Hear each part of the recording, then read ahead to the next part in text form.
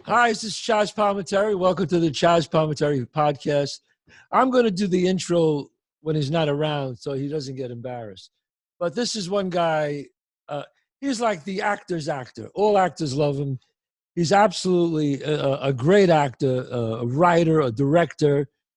He does it all. Vincent D'Onofrio. Vincent, so nice to have you on the show. It's so nice to be here and to see you, Yeah. my friend. Yeah. It's really great to see you. For those of you who have not seen Godfather of Harlem, Vincent plays Vincent Gigante, and I play Joe Bonanno, and we're having a ball on it. And We play versions of them. We play versions of them. That is correct. Now, I have to start off with some things, Vincent. Yes, sir. You grew up in Bensonhurst, is that right? Well, I grew up partly in Benson. I was born in Bensonhurst and spent a lot of time there when I was young. And then every summer there with my grandfather, because my parents got divorced and we moved down to Florida. Right. But I went back every summer and used to, hang in my grandfather's house and live there. And, and eventually started working in his shop. He used to be in a drapery and upholsterer, Right. And you grew up a little bit in Hawaii too, in Colorado? I did, yeah. My mom was raised in Hawaii. Her family, that side of the family, came to Brooklyn first from Napoli, and then went to Hawaii. And my grandfather Rocco, or Freddie, but everybody called him Rocco, opened the first fried chicken Italian restaurant in Honolulu. In Honolulu? Wow. Yeah. What it must be like to be a kid in Honolulu? That must be like paradise or something, right? I mean, well, she had a great, she enjoyed her childhood. But I went to, third and fourth grade. All I remember about it really was that we could wear shorts and no shirts and no shoes to school if we wanted to. Oh, damn. That's pretty great, man. Wow. And, I mean, you literally grew up you were influenced in the theater. Your dad grew up in the theater, didn't he? Yeah, that was his thing. He was an interior designer by trade, but he did, he had a community theater wherever. Do you think you were influenced by that? Oh, yeah, for sure. Yeah, but the first time I was on stage was with him. It was with him doing little bit parts. And then back then, you remember they used to do like those melodramas all the time, like Dirty Work at the Crossroads and stuff like that. Do you remember those old plays? Yeah. So he would do like a week of those in his community theater once in a while, and I would open the night with a magic act. Wow. Yeah. I'm trying to get, because a lot of actors, musicians, writers, directors watch the show, listen to my show and watch it. And they always like to know how people got started, because obviously they want to, they say, gee, he's like I was, people think for some reason, stars just become stars. No. I was reading about you that you actually was a bodyguard at the Hard Rock Cafe. I was, yeah, several other places too. Right, and I was at the Limelight in New York. Oh, and I was a bodyguard. So forgot about that. I worked the Limelight a couple of nights, and the night that John Lennon got killed, I was working at the Limelight. Wow, really? Yeah. And we shut down, and we all walked across the park. Wow, that is incredible. We just had Billy Joel on, Can't believe it. That's crazy. And Billy was telling us, and it's just, I'm only saying it because it's such a quick story. I said, did you know the Beatles? And he said, yeah, I except for John Lennon. And it's so strange because he said he knew Paul and George and Ringo, but he never really knew John. And John lived right near him. And John Lennon would rowboat past his house, and he would say to his guy, he says, no, I don't want to bother Billy. He needs his privacy. And Billy would go by his house with his boat, and he would say, I don't really want to bother John. He needs his privacy. And then obviously John was assassinated, and Billy always regrets that he never knocked on his door and said hello. We're always like that with our peers, right? I mean, it's a story that's easy to believe because, right? I mean, I'm sure you felt the same way about people that you admired and just, you're like, yeah, I really don't want to bother them. Well, because we understand about that. You just don't want to, what am I going to knock on his door, say, hi, I'm Billy Joel, I'm John Leonard, Yeah. And he told me that, and it was like, wow, like you said, Vincent, sometimes you got to step out there and do something, and I know you worked and studied, did you, at the Actors Studio in New York too? No, first I studied with Sonia Moore. I don't know if you remember her, but she wrote all the books on Stanislavski. That were around back when we were younger, and she had the American Stanislavski Theater Company, and I studied with her, and then ended up touring with her for a little bit, and then I met Sharon Chatton, who was a member of the Actors Studio, right? And Sharon became my mentor, and so I learned method acting through Sharon. It wasn't until much later where I became a lifetime member. Now, what would you think? What would you say? Because everybody always wants it. They always ask me this question. Don't forget, when you get Vincent, ask him. What would you say was your first break in show business? My first break? Well, I mean, we know the big break. Yeah. No, it was definitely Broadway. It's weird because there's like personal stuff that happens, right? Like meeting Sharon and studying for the first time a technique beyond just the original Stanislavski. That was, in a way, a kind of break for me. I mean, It didn't get me jobs, but it did elevate me to a point where I got it. Like, oh, I get it now. Like, now I know how to get jobs. Like, I knew how to get jobs with her. She taught me how to get jobs. She taught me to be a real actor, not just somebody who studies. But I guess Broadway, I did a play called Open Admissions with Calvin Levels was the lead. Right. There was all these great actors in it. It only ran for a few months and then it closed. But that was my first break, and then I started to slowly get other little theater things, but not back on Broadway again. In fact, I've never been back on Broadway again. But then shortly after that, I ended up in Full Metal Jacket. Yeah, I mean, so let's talk about Full Metal Jacket for a moment. Originally I heard he wrote the part for a small, skinny guy. Yeah. And then is that true, Vincent? Yeah. It's from a book called Short Timers. Gustav Hofer wrote it. Yeah. And then he thought it'd be more powerful with someone as tall as you. And he thought it was the character needed to be eventually more threatening, I think, Right. And you hold the Guinness Book of Records, as they say, as the actor who gained the most weight for any part was 80 pounds. Do I really?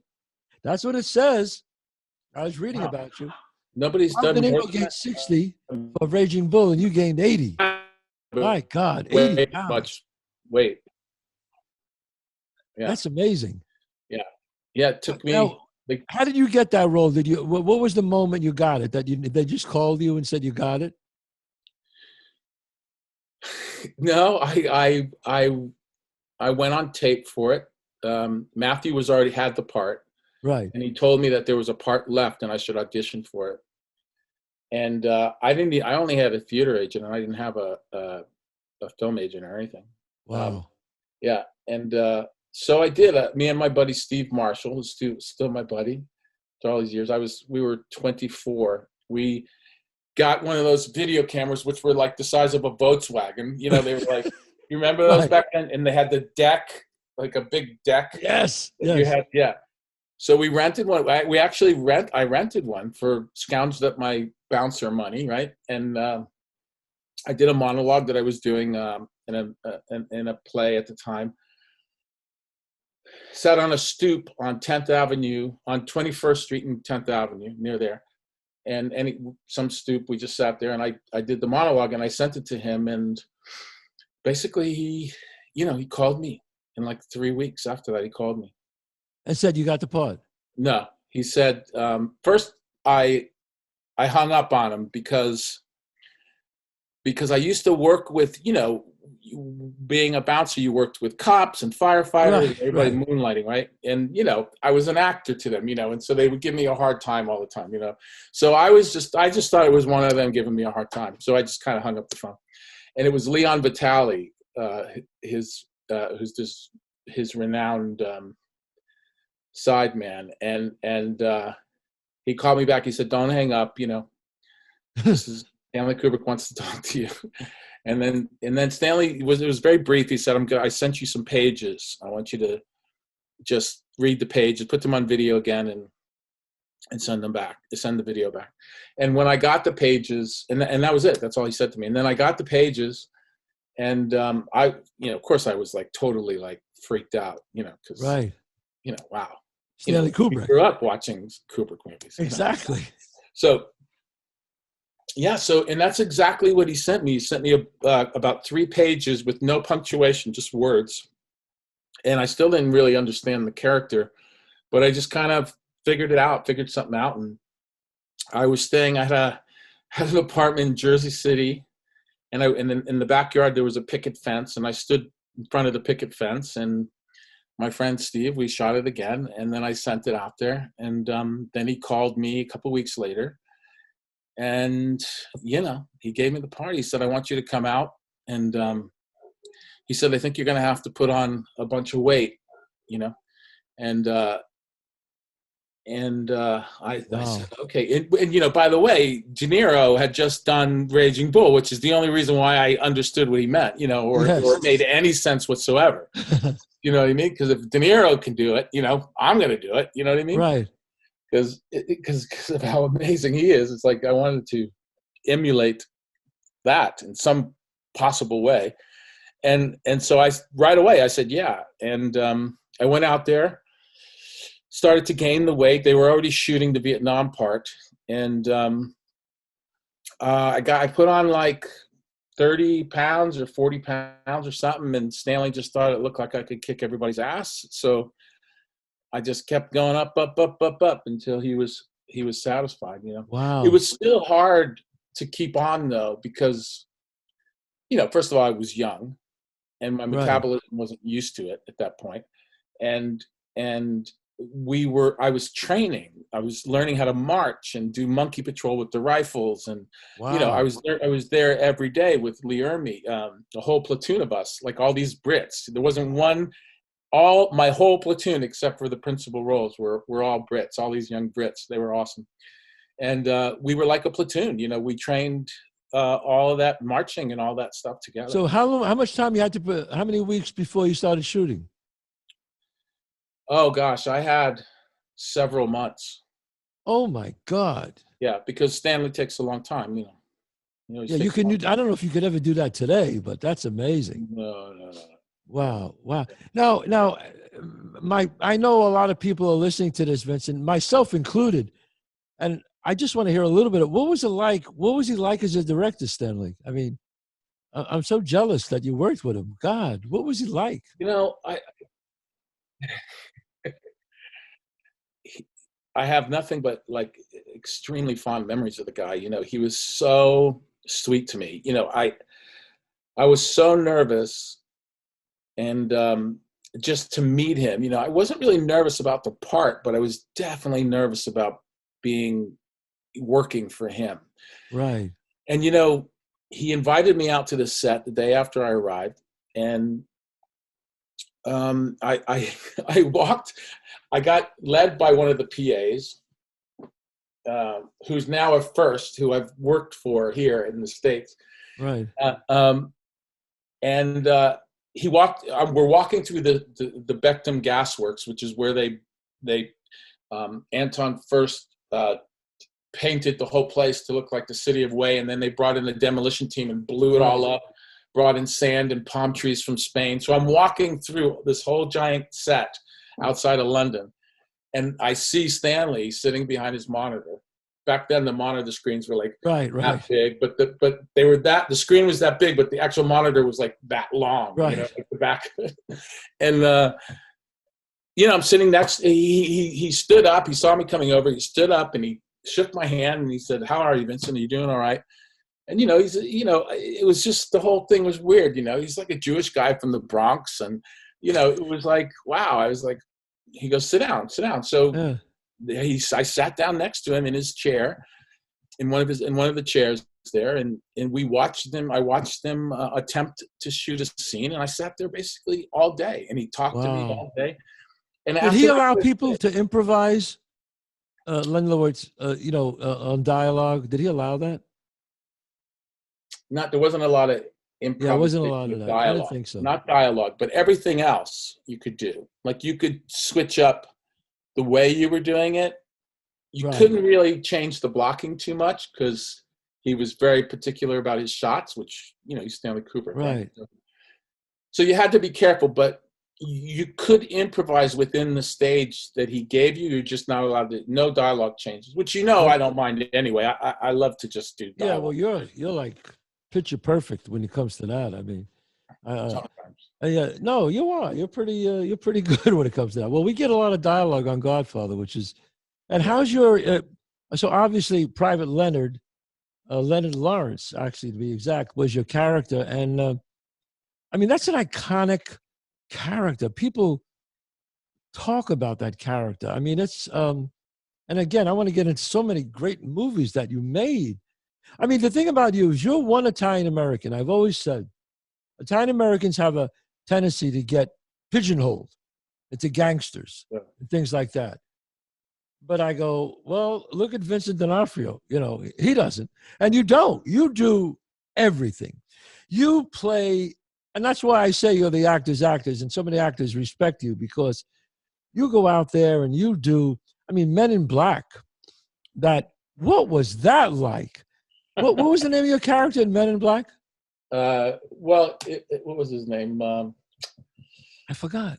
Yeah, me too. You played the fly or something? The cockroach, yeah. The cockroach. I mean, come on, Vincent.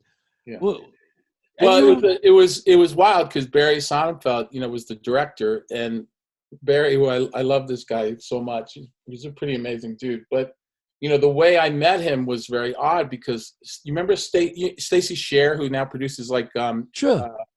Yeah, she's like a big producer. She's an amazing lady, and she had produced something else that I was in before, so she knew me. And she came up. She called me one day, and she said, "Barry Sonnenfeld wants me to give you a script. He wants me to hand it to you. He goes, but you have to promise you'll never talk to him about acting."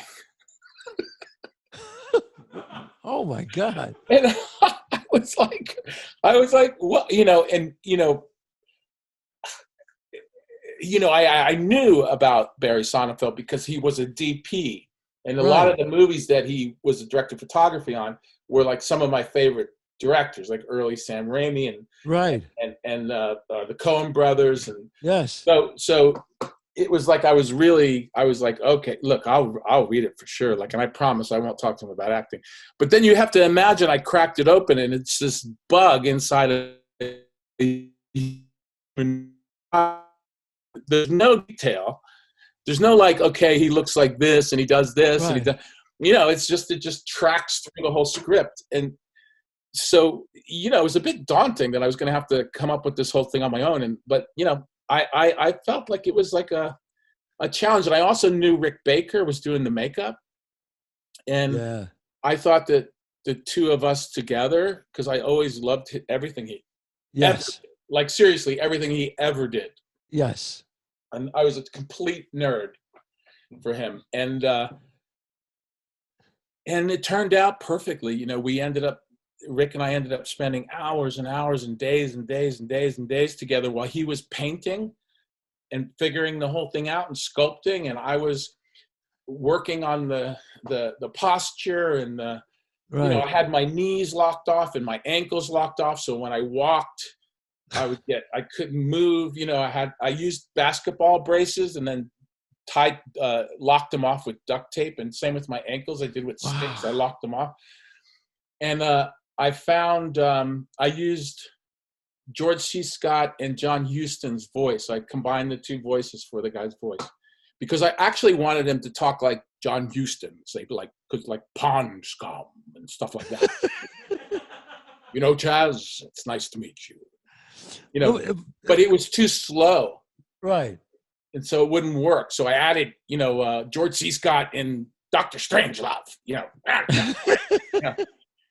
And I put those two together for his voice. You were great in that. You know what? My producer, Michael Alvin, he has a question for you because he's such a big fan of yours. Go ahead, Michael. Oh, my God. I love, especially in Men in Black, I love it. Do you ever think about how weird it is? This summer, they might announce aliens are actually real, and that might not be such a science fiction movie anymore. Yeah, I know. Yeah. What's the question? So the question is, was there anyone on set who you were like, who is that guy? Is that guy from the government? Like, it feels like too eerily on target now. I know. It's amazing that, I've never thought of that before. I just think it's fascinating what's happening right now. Like it sort of feels like we're on the verge of learning something, but we don't know what we're going to learn. These shots from these pilots are pretty extraordinary. The newest footage that the Pentagon released of these right. These pilots doing training and then called over to aid a couple more jets, and one guy was able to actually lock on to this thing that was moving with speeds that, and you hear all the pilot. I think it's extraordinary. I can't wait to find out what it is actually.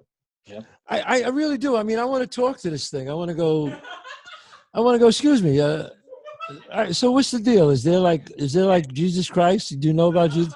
Yeah. Were you around when he was here, or were your people here? There's questions. There are questions. There are questions. I really want to ask some questions. This whole religion thing. How did that work out for you guys? Yeah.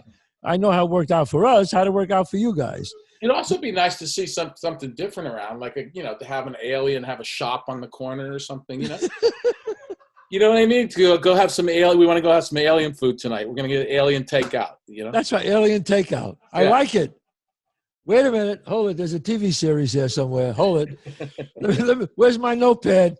A TV series.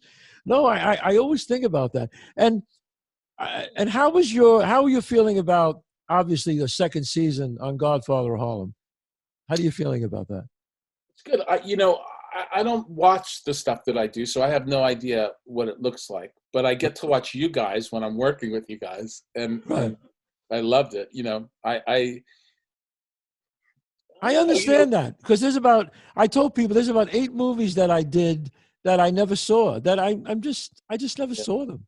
I don't know. I stopped 15 years ago.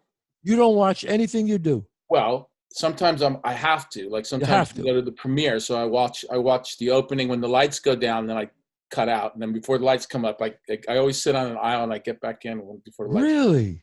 Yeah. Yeah, they say Jimmy Stewart was like that. He never watched anything he's ever did.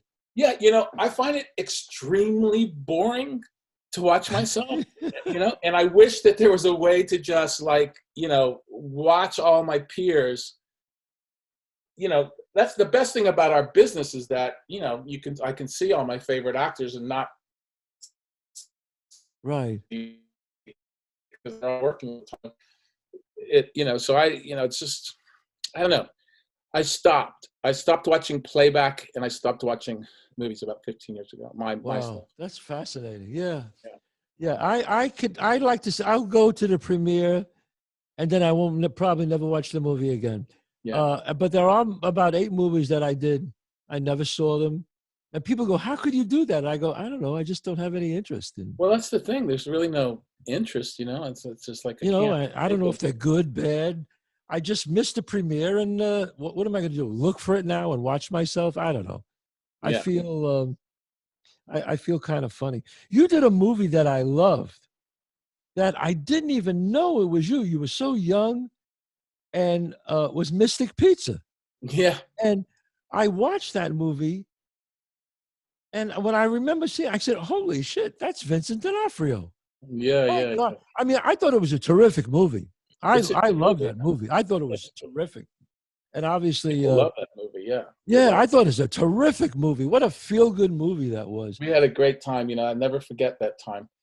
There were 3 amazing actresses. Yes. Lily Taylor, Annabeth Gish, and Julia Roberts. Right, all 3 of them. Now, did you know when you guys did that, I'll ask you two questions. Did you know that movie was going to be good, or you just didn't know? You just do it. Did you say, "Wow, this is a special movie"? Yeah, I mean, at the time, I didn't know enough about what made a movie good and Right. bad. And I mean, do we know? You know, it's hard. No, It's a tough one, we you know, don't. right? So, but I was so young. You know, it was right after Full Metal Jacket. So, you know, as soon as I took the weight off, like I didn't take any jobs until I got all the weight all off. Wow. You know, I was offered a couple of bad guys in some big films, but they, you know, I just didn't want to do it. You know, I felt like, yeah, I would really rather just go back down to me again and then see what I can scrounge up. And so I scrounged up Mystic Pizza. But I do remember watching the girls and Adam Stork. I do remember Adam. Adam's a writer now, but he was a great actor back then. And I remember watching them and thinking, okay, you know, like this is a pretty good fucking crew. Like I'm pretty happy with this crew. Like I did felt anybody like I was, think that Julia was going to explode like she did at the time? Oh yeah, for sure. Like Yes, there was Chazz, there was no question. You could not be in the same room with this girl for multiple reasons and not think this girl is going to be. I mean, I know you've experienced that before with us. Yes. You just know, you know, Wow. they're unstoppable. Their momentum is so strong that it moves the room when they're in it. You know, it's amazing. Wow. Wow. That's interesting. Wow. And then you come to we come to Law and Order SUV. Now, criminal intent. I'm sorry, criminal intent, right? Yeah, yeah. Now, what? I mean, you were making movies at the time. I guess they made you an offer you couldn't refuse, and you just said they did. Yeah, I was a bit. You know, there's a little controversy there. I was told some things that actually never happened, which is why I took it. I needed to spend more time at home, right? And because I think we were in our 6th year of marriage then, and I needed to spend more time at home. It was clearly I did because I was just everywhere. Because you know back then you could do multiple movies and you know, and a lot of them were done in America. You know, these days you have to go to but I could just travel and just do them. But you know, I was told that I would be home more. You know, and the money was great. Unfortunately, I wasn't home more. I was home less, and that kind of was a bummer. Yeah, yeah. Kate Irby and I, we would average around 17 hours a day. 17 hours a day. That was our average. Yeah, easily 17 hours a day. That was the average. That I would say the average. Yeah. Sometimes I always ask this question, Vincent. Do you think does it have to be 17 hours? Does it really? Never.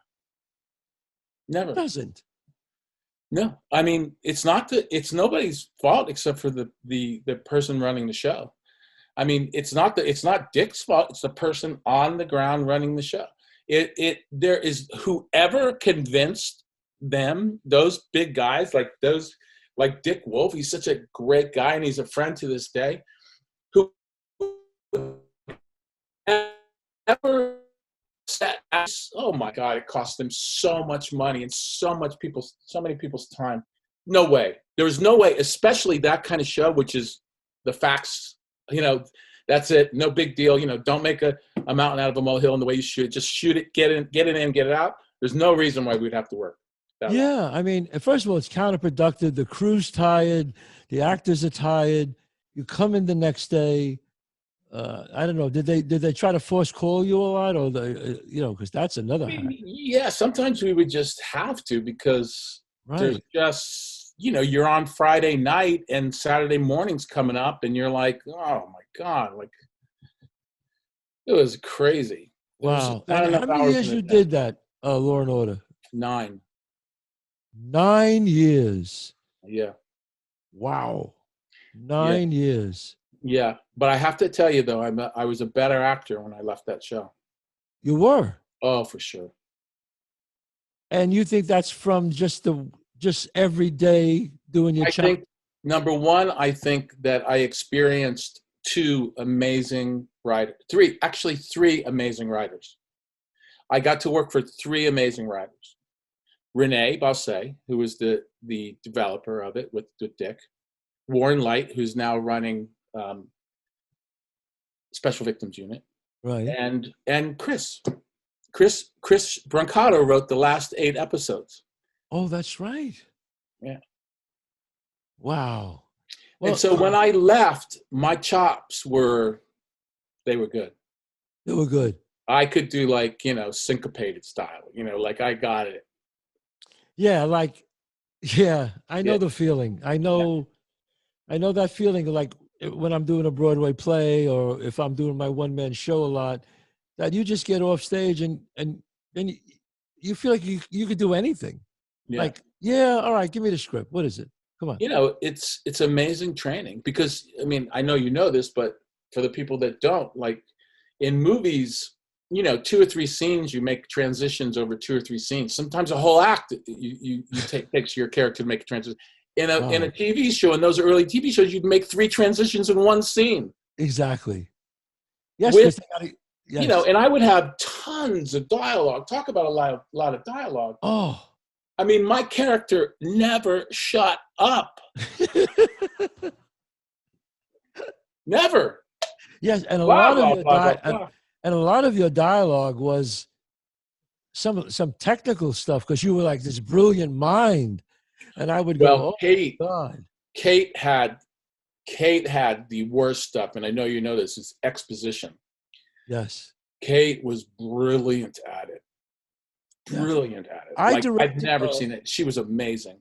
I directed her in Oz when she was in Oz. Right. I directed her, and I never scared me in that, boy. Oof. I directed her, and I went, "Oh, this girl is good. Yeah, man. Oh, this girl is real good."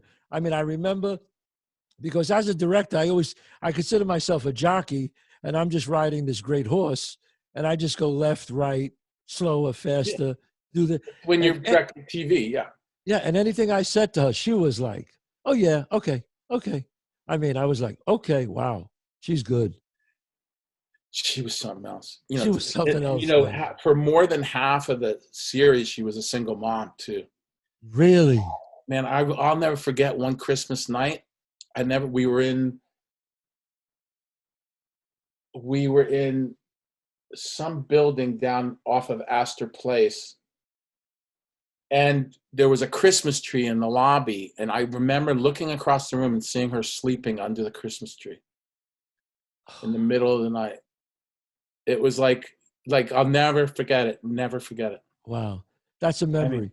So, Vince, tell us about, we're winding up a little on our way, but tell us about things that you're working on. I think you wrote a book. Am I correct by saying that? Yeah, the book is coming out. Yeah. It's called Mother Stuff and Things. It comes out. Mother Stuff and Things. Yeah, Mother Stuff and Things. It comes out on the 18th of this month. Wow. And it's my first book. There's 2 more in the works that we're doing. I got a children's book coming out and a book of poetry coming out. But so this is you would love this because you'll just sit there and laugh because you know me too. So it's all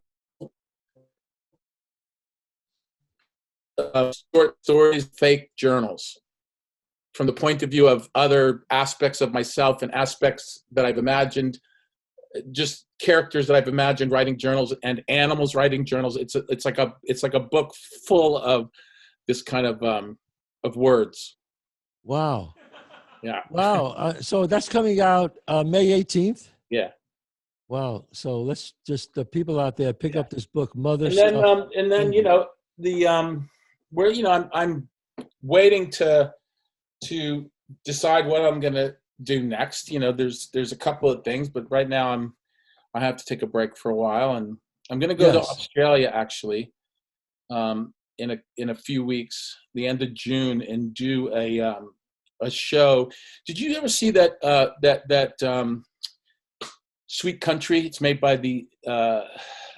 some direct Hardwick in Australia. This guy. No, I haven't. It's indigenous. It's an indigenous writer and the cast, and it's called Sweet Country something. I forgot the last title, but it's brilliant. It won at the Cannes Film Festival, and so they're doing a television show about a woman, indigenous Australian woman who lives outside of Alice Springs, who's a detective, and the whole cast is from that area, and it's cast with the most amazing of actors, Australian actors.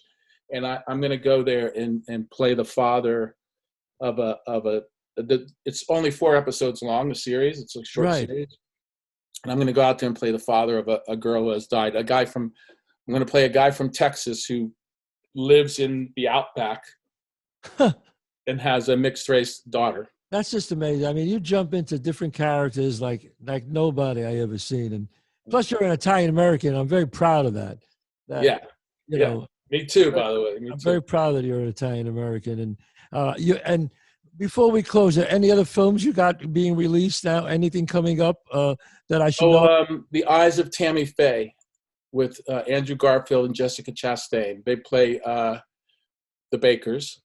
Wow. Jessica's the real deal, man. Oh, my God. She's the real deal. Yeah. She knows I just love her so much. I mean, I worked with her in a film, one of her first films, Jolene. She was like you said about Julia Roberts. I felt that about her. I said, this girl is forget it. So you did Jolene? Yes, I did Jolene. Yes. I did Jolene with Jessica Chastain, and she was unknown at the time. I know she worked with Al and Solomon. But I worked with her and I said, this girl is something else. She was great. And obviously, there she goes. She's off to the races. Yeah. So, she's amazing. I mean, we just had a blast. She's just, a great person. Yeah. I mean, I love the fact that that there's these incredible actresses getting these amazing opportunities. Yes. That they should have always gotten. Yes. I mean, you can't, when she's playing Tammy Faye, you can't take your eyes off her. I mean, it's unbelievable. Yes. And same with Andrew. Andrew's very, very good in the movie. So so I play Falwell, Jerry Falwell. Jerry Falwell. Reverend Jerry Falwell, yeah. Wow. Yeah. Vincent D'Onofrio, like I said before, and I'll say it again, the actor's actor. He absorbs himself into these roles. It's amazing. Vincent, it was really great talking to you. I just want to say, for the record, I had a blast with you working on Godfather of Harlem. Maybe we didn't talk enough about that, but we should. It's a great show, and I want to tell people to watch it. The first year was great. The second year is even better. Yes, yeah. It's really an amazing I have to, show. let me say one thing before we leave, that I had the pleasure sometimes we would sneak away and you would direct me, and it was the most amazing thing. And I'll never forget your generosity, my friend. Never. Well, you're very welcome. You remember those couple. I know you remember exactly what I'm talking about. Yes. Well, when you're on Secretariat like you are, it's very easy to ride a horse like that. But God bless you, brother. God bless you and your family. Stay safe. Thanks, dude. And who knows? We'll see you back on the set next year. Yeah, for sure. God bless.